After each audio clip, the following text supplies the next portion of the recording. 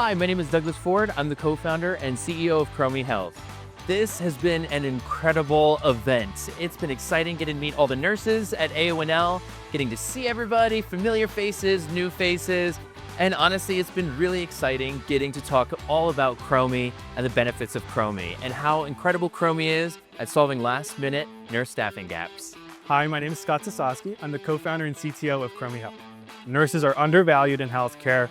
This event, honestly, is the least we can do to just reward them for all the tremendous amount of effort and work that they put in to their everyday lives. It's incredible.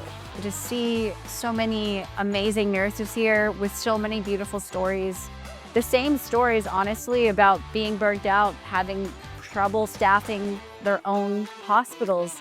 We have a solution to a problem, and it's evident that it's here. So it's been really beautiful to witness and to see that we can make a difference.